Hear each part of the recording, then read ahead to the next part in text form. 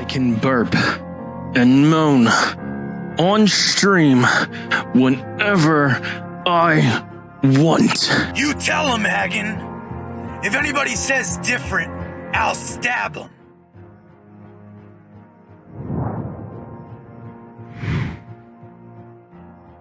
Me voy a matar, este es mi último. Wee.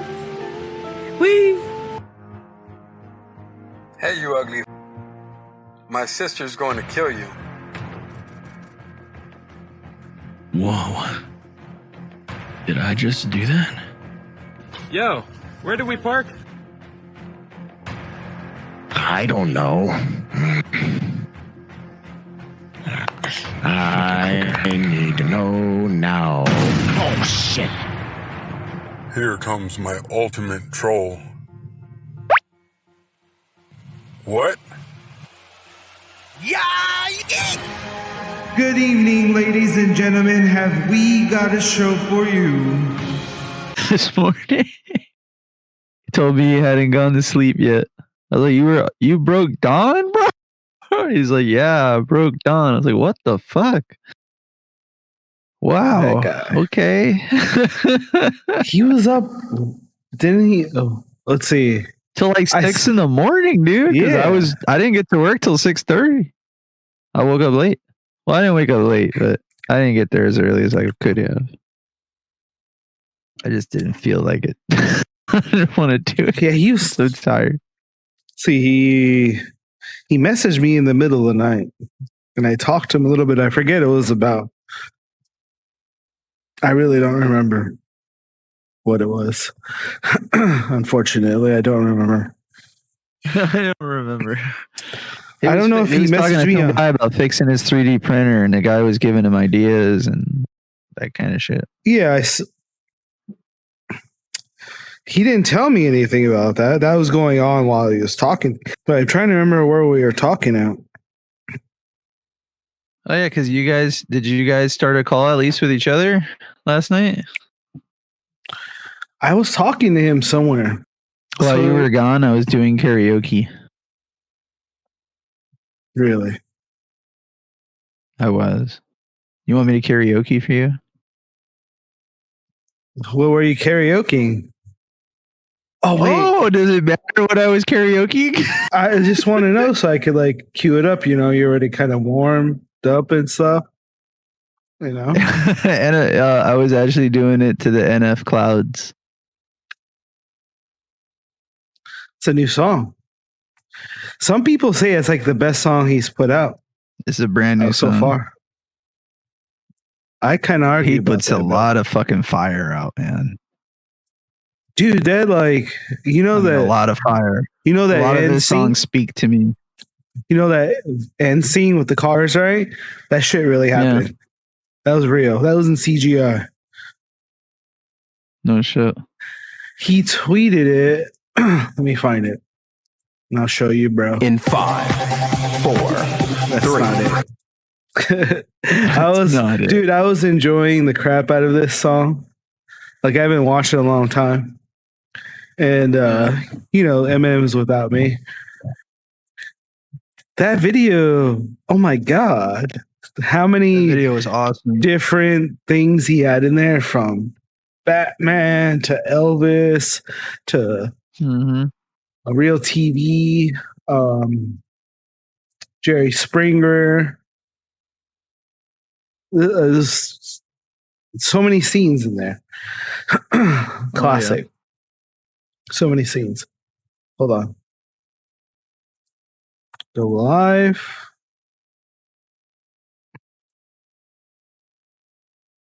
Live. So you can see it, right? Yeah. Okay. So he tweeted out, he's like, I was actually killed during this shot, and now the fake version of me is walking around Earthy, and it's like here is the behind the scenes of how they recorded it.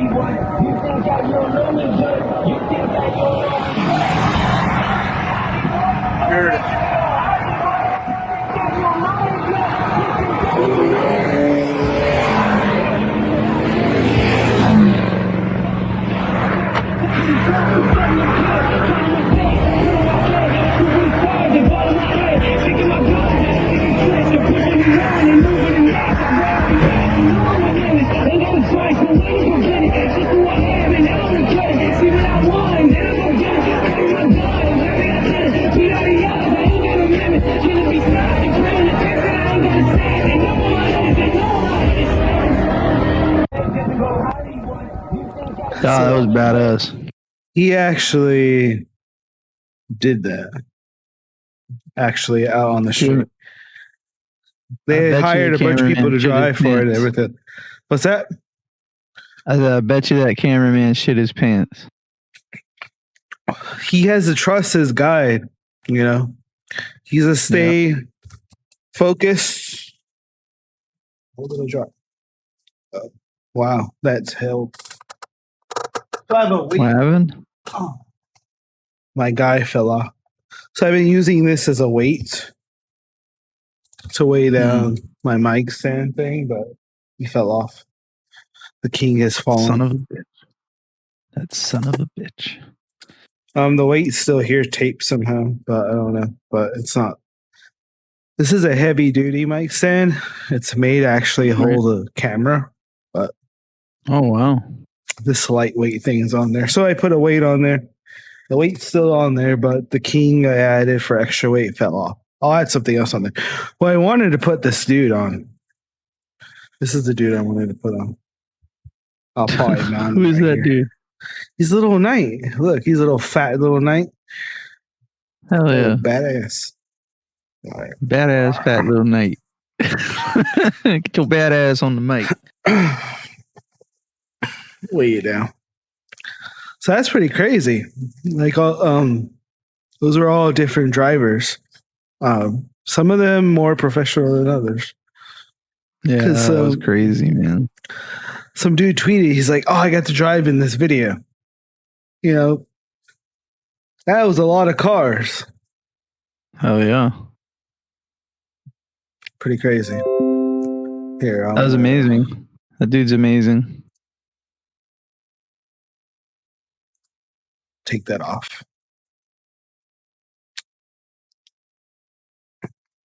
So pretty cool scene. That was a very interesting video. That video was awesome, man. He kept finding himself in situations and just kept flashing to him. Yeah, it was like, awesome. You ever had those things where you have like a dream? You're jumping from each different dream. Yeah. Over and over again. Mm-hmm. I've done that. You're like waking up, you think, okay, this is reality. When it isn't. It really isn't. Wait, Inception. I'm still in a dream. We discovered Inception. He said it took about 15 tries to get it perfect. And they had that big truck flying up the exit at the end, too. That was pretty cool. Oh, yeah. I can't believe they did that 15 times. Like, it's crazy. Like, they knew exactly what they were supposed to do. Every car they had to do. That one Impala came all the way across and then back over because he knew he wasn't supposed to get hit, and those two cars hit constantly over and over again. Crash into each other over and over again. That's funny. I seen some crazy stuff though. Like, I don't know. I've watched some scenes that they've done for action. I'm like, that guy died. There's no way. What the heck? How did they do this? That guy died. Like, and it was like a whole set scene. Like, it was a scene where a big truck was crashing into a police barricade, and they had a bunch of explosions, and the camera was dollying in and then backing back out. And one of the camera dudes had to run off the scene because he almost got ran over. But there was a cop, there was an actor that disappears, and I see an ambulance fly over his head. I'm like, that dude's dead. But apparently he was. I don't know where he went, if there was a sinkhole somewhere. I don't know. I just know that he disappeared. The ambulance flew in the air over the top of him, and I thought he was dead, but totally nobody died. So, holy shit. You gotta sweep that one under the rug. That's what happened. It's like, how did it? I don't know. And that's how they do it in Hollywood. Don't know. Be alone sometimes. It's good for us. Mo would like to be alone for like 10 minutes. Just 10 minutes, At least. guys. At least. 10 minutes. I mean, that would be kind. That would be very kind. And I feel selfish for feeling that way, but That's not selfish. I'm constantly engaged all the time. All the time. Never ends. Yeah. Even in my sleep. So it is what it is. But no, I really like that song. I'll be fucking vibing to that song driving. I catch words here and there. I downloaded the lyrics and was reading them. And so when you were I can't gone, wait I was till the rest of it karaokeing comes them. out. I think the whole album comes out March 26th, and he'll probably leak songs Did you hear on the Sick way. yet? What's that? Oh no, my bad. Nothing. I'm talking like an idiot. Somebody released an NF type beat and it's called Sicko. I listened to it some. It's pretty intense beat. It has a lot of orchestra in it. He's pretty known for his orchestra, but it's from his producer. Mm-hmm. Here, I'll show you something that's pretty cool. Clouds by NF. There's so many layers, I don't even know where to start. All right, so I started with this simple melody with the pizzicato string from Ashen's scoring cello. And then combined it with Spitfire LCO strings library to give it some grit. And then, of course, a big fat bass spiccato string on the downbeat, as is typical in NF beats. And then as it progresses, I added a ukulele. And then to make it build even more, I added 4 more pizzicato strings from different libraries, so it added different characters for each one. And I added 3 really low, crunchy bass stabs that end right on the snare. Next, I found this super dope vocal sample in Arcade, and I punished it with effects. Then I went back to strings and started adding some more bass hits, more cello spiccatos, and then I added 5 different violin sound libraries with various staccato, spiccato, and harmonic patches. And then I added brass. And then I added more string. Can't forget the tubular bell. The cherry on top is the long violins.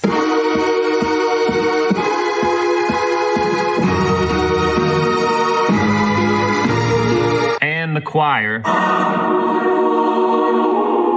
There's no way this is all gonna fit on one video. So when it comes to vocals, typically in one song, NF will go from this Feel myself evolving. to this. Slowing me down, impossible! So lots of compression is your friend. It's a good idea to put the soft vocals and the loud vocals on 2 separate tracks so you can mix them differently. Add trailer effects and drums and NF himself, and then you have the first minute and a half of the song.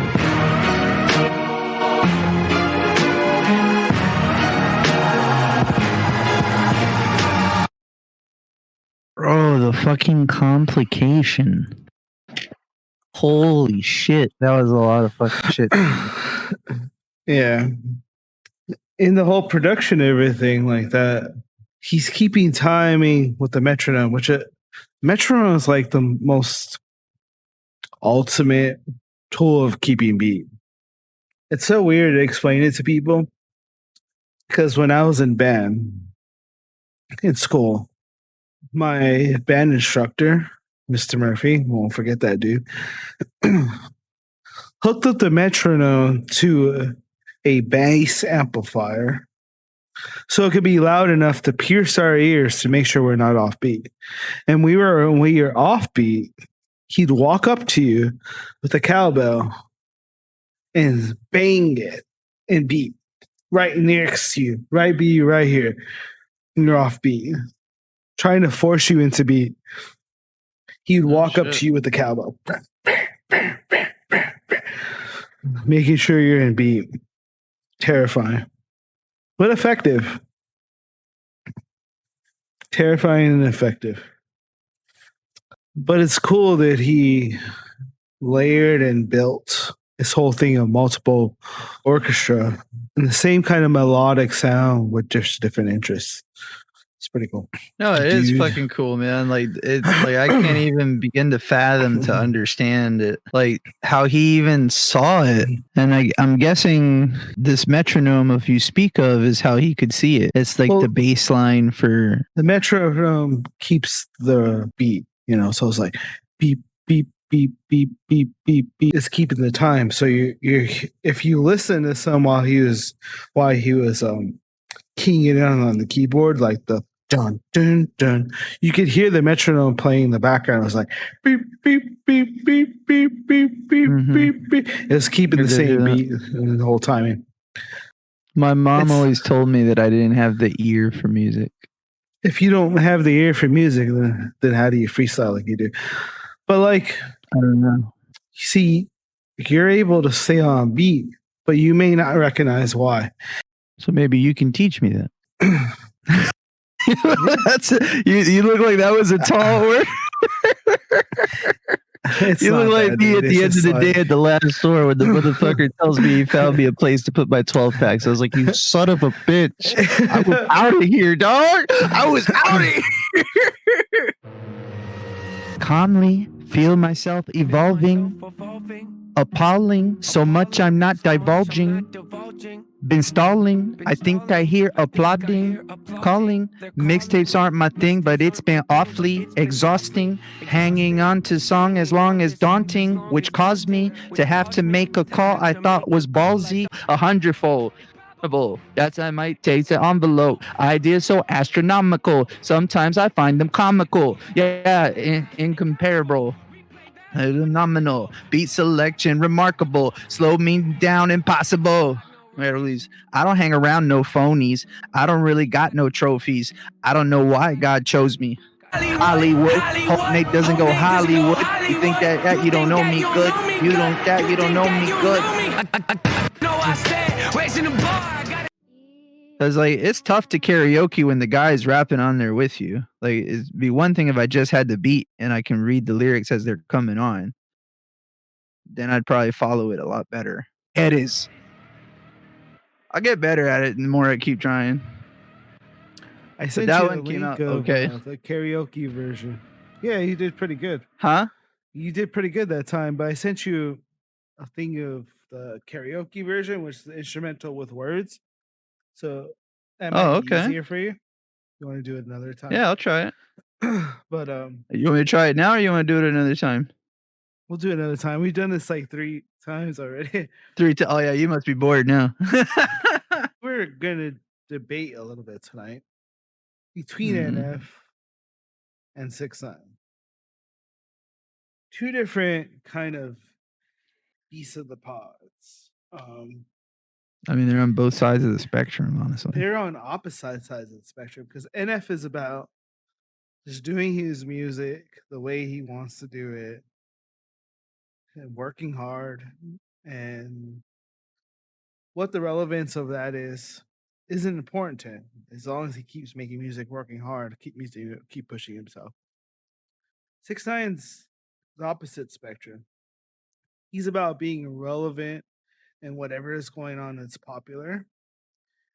He's always pushing for getting the most controversy and more internet hits and everything like that. Being very gaudy, very Where's this controversy? exuberant and everything like that. Look, what do you mean controversy? Like you're saying that he likes to push controversy. Like, what do you mean? What's his controversy? What does he push? Oh, he's always like starting up controversy with other people, or just the subject matter of what he's speaking about is controversial in itself. Oh, He's always going for shock value. It's kind of instrumental in what he does. Right. I just don't think he thought that it would escalate to where it was. Talking about when he had to go to court and do that whole thing? Yeah. Because he was kind of already into his YouTube thing at then. He's really serious about his YouTube thing. And the night that all that went down for him, driving over to his buddy's house, his buddy knew how to make it. It's After Effects. So he was going to his buddy's house to figure out how to get the lettering to stay in place while the camera's moving. Was this weird premise of things that I find kind of a little bit fascinating. The whole memes and everything that came about him, which he just went along with, was that he was narking, right? But he was specifically narking on the guys who were trying to kill him. And in a weird instance of things, when they're trying to kill him, they're trying to make him say um, stuff about the gang, give them pretty much a clear call to kill him without any repercussions. They wanted him to denounce the gang and say he's not part of the gang or anything like that. They tried to do that to him twice. They tried to get him to do it, and they tried to record it on the phone of him saying he's not part of the gang and everything anymore, and that he doesn't care about it and stuff like that. So that when they killed him, that nobody would get mad about it or say you killed one of the other members of the gang. Thing. Yeah, but I mean that's still what he did was a bitch move, and I don't respect it. This is the thing, dog. Because I come from the street too, and if you're fool enough to join a gang, let alone join a gang, be a leader in a gang, then you go down with your gang. Like he took a deal. Oh, like you want to fucking if people that live in that world, they live by different rules, Well, yeah, and but and that's see, just like that's just one of the rules I that like, you understand go to that, but prison together and the you fucking rules fight kind of it out. You change a have little to, bit. They huh? changed a little bit. He didn't go and narc on any of the guys like that. He narked on Yeah. the guys who were trying to kill him. Oh, just those two guys. Just those two guys. Oh, So I think that he was that pretty smart about changes it. kind of the aspect of things. And he was trying to mastermind the whole thing because they never really got an initial any kind of trouble. He got busted because his buddy, who's a shooter in the gang, was pissed off about what happened to him and wanted to kill those guys. But they needed to get that AK-47 code. So they brought it over to the pawn shop across the street down the block. And what was happening, there's an FBI agent who was involved trying to do an investigation. That's how they got busted. No shit. So they got busted for the illegal weapon and being spied on, saying that they're going to kill those two guys who tried to kill 6ix9ine. And so he had to try to turn around everything in like a whole act of survival. It's like he's going to go to prison for a long time. It's federal, it was the FBI that was involved in it. So Right. he had to try to turn it on. Not only did he just almost get killed by two of people that he thought was his friends, which is kind of like what he talked about and sung about, was like when you get famous and everything like that, it's amazing that the people you called your brothers will try to kill you. And so, in trying to get, he wasn't fully trying to get revenge, but obviously he was telling a shooter what happened, that he almost died and everything like that, and who it was. Yeah. So he was initiating it, obviously. So he had to turn it around some way, somehow, or he's going to go to jail for a long time, basically for Yeah. setting up a hit. Yeah. That's where the racketeering charges came in. So that's why he just said, you know what? Those guys try to kill me. Fuck them, I'll just tell everything about them. Which is kind of understandable, but nobody will ever like talk about it. And those same guys will keep trying to, obviously, you want to diminish his reputation as much as possible. Right. Saying that, oh, he's just a freaking narc, everybody, he's just a narc, blah, blah, blah. Like, not to mention that you just try to kill him and then try to get him to look like he don't care about his other brother as the gang members and everything like that. So that he died like a pussy, basically, Right. to everybody else. But he wouldn't do it. He didn't care. He's like, shoot me. I ain't saying that. I'm not going to say that. And That's some G shit. everything like that. Before all the racketeering and all that stuff, his music wasn't bad. Like it wasn't like just club bangers. Like there was actual sense to some of his lyrics. Some of it. Not all of it. I'm not, but he was also young. I mean, look at how Lil Wayne started. True. And then look at what he turned into. He evolved. This guy regressed, in my opinion. Now it doesn't stop me from listening to it because it fucking does get me pumped. You know what I mean? Fucking his music has a hot beat to it and it gets your blood going and whatever whatnot. But like what he raps about and like what he brags about and things like that, like I don't understand that kind of pride. But like you explaining it to me the way he did it sounds like he outsmarted everybody, but he also showed us something, which is all obviously the FBI wanted was somebody to put in prison. It didn't matter who, and they put it on those two guys. That's all he would openly talk about or confess. It was those two guys. But there's still those gang members out there. There's still a shooter, and they know he's a shooter, and all this kind of stuff. That you can put the math together. That shows you how broken our fucking system is. To me. It's always been pretty broken. It's just stupid. And that fucking guy can walk around and flash his money and do all the stupid shit that he does in his fucking videos, like right on the top of his car with a fucking AK-47. I'm pretty sure they didn't shut that city block down for him. I don't even know if they even pulled those guys into jail. I think they just ended up just reducing his sentence a bit. That's it. And then they didn't even go after those guys. Because it was too verbally circumstantial. Even though he showed him the video, they had the video.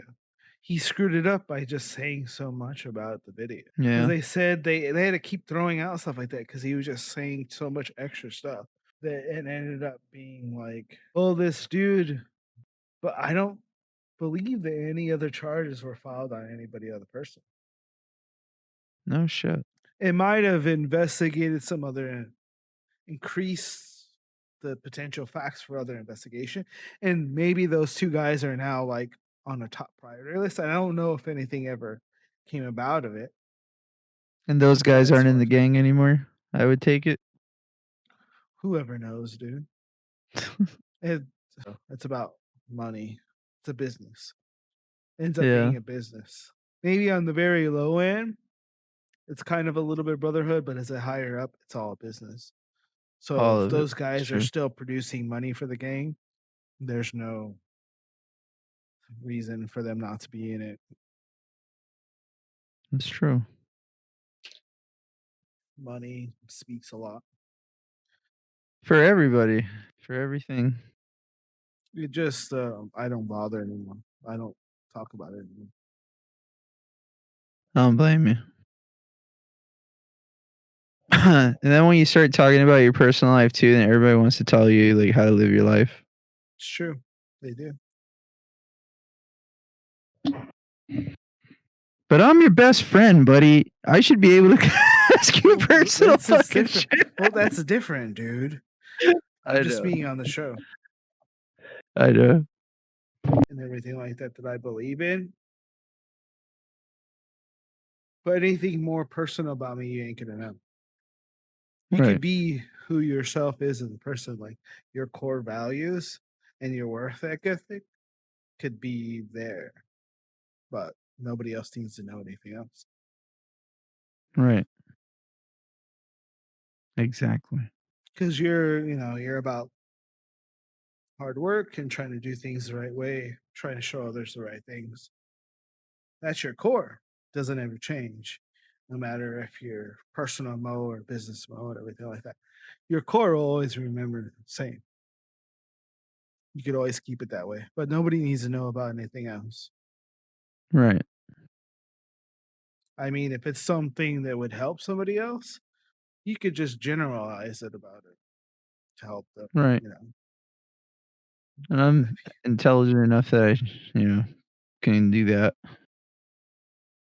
And just be vague and other things. I get too personal with too many people. I really do. I need to stop that. It needs to just be business and just keep it at that. I think, was it you that I was telling that to, that I was like, I got to really think about it when I let somebody new into my life. Like, do I have room for this person anymore? I want to fucking die. Like, everything's crazy. I need to chill. But before Logan gets up again, I need to go over there. The reason he's being like that is because he's tired and he wants to go to sleep. And he's fucking tired of waiting for me. He's getting mad. You should have seen his little eyes. His little pupils were all wide. I was like, get the fuck out of here, man. Go to sleep. Anyway. All right, buddy. I had fun. And you told me some shit about Takashi I didn't know, but I guess I could know if I, actually followed him or followed the real story. I wouldn't I have think- cared to learn until I watched that video that I had you guys watch, which you probably only The one with watched the part of it. car. Yeah. Yeah, I It's like- watched it. And then some dude who knows him is the one who posted the video, and he talked a little bit about it on another video. That's not how it is. But it's always gonna fall on deaf ears because that's not what people want to hear. They want the juicy stuff, you know. Oh yeah. No, the memes are funny as hell, dude. Those were some of the funniest memes. I'm like, do you know about Sesame Yeah. Street? I was like, I was dying. Big Bird, he's a puppet, you know. That was like shit like that. That shit was hilarious. Yeah, I remember the beeves. Fucking beeves were great. That They're bitch some has of them. to. And his Zaza, Gooba, pouring milk. This guy. All right, man. All right, It's been fun. all right, brother. Have a good night, man. You too. Good night, man.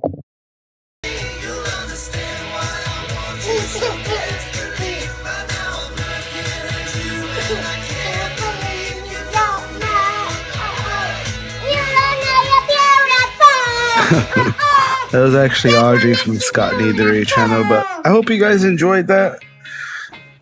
Don't forget, if you enjoyed this conversation, like, subscribe, and turn on your notifications. Thanks for hanging out, Hawks. See you later. Oh, by the way, I don't know what happened with that last video I tried to upload. It was ended up uploading as a disaster. I don't know what happened. It got somewhat corrupt, so I tried to trim out like 20 minutes of it that was replicated, and then when I did that, then it replicated it again at the other end, so I'm probably gonna end up pulling it down. So if you ended up watching it, good for you. I hope you enjoyed some of it, at least of what you could.